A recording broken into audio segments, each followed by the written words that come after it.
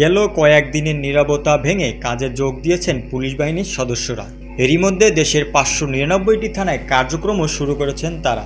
বিক্ষুব্ধ জনতার দেয়া অগ্নিসংযোগ ও ভাঙচুরের জঞ্জাল পরিষ্কার করে তাদের এ যোগ দেওয়াকে অনেকেই সাধুবাদ জানিয়েছে। তারই ধারাবাহিকতায় আজিমপুর সুপারমার্কেট ব্যবসায়ী সমিতির উদ্যোগে লালবাগ থানা পরিদর্শন করেন আজিমপুর সুপারমার্কেট ব্যবসায়ী সমিতির সভাপতি মোহাম্মদ আমজাদ শেখ সহ সকল ব্যবসায়ীরা।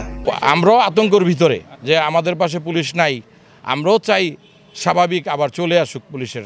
সারা জীবনে আমরা পুলিশ সেবা পাইছি, আমরা যারা ব্যবসায়ী সবাই কিন্তু পুলিশের সেবাটা লাগে ভাই। তাই এখন যদি আমরা এই মুহূর্তে তাদের পাশে না থাকি এটা তো ঠিক না।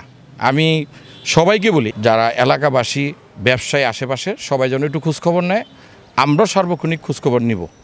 যদি আমাদের কোনো প্রয়োজন হয় ওসি সাহেব যদি বলে এই মুহূর্তে আমরা তাদের সাথে থাকব।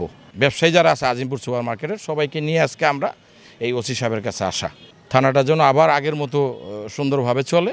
রোববার 11ই আগস্ট দুপুর 12টায় ব্যবসায়ীরা এ থানা পরিদর্শন করেন।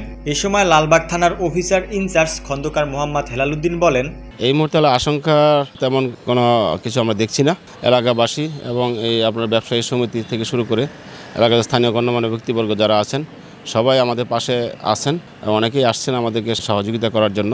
আপনারা জানেন যে গত 5 তারিখে দিবাগত রাত্রে আমার এই লালবাগ থানা 6তলা বিল্ডিং নিচতলা থেকে 6তলা পর্যন্ত কিছু উচ্ছৃঙ্খল জনতা সব কিছু ভাঙচুর করে লুটপাট করে নিয়ে যায়। অস্ত্রাগার থেকে শুরু করে আমার অফিস ব্যারাক, অফিসারদের রুম, ফোর্সদের ব্যারাক সব কিছু তারা ভাঙচুর করে এবং লুটপাট করে নিয়ে যায়।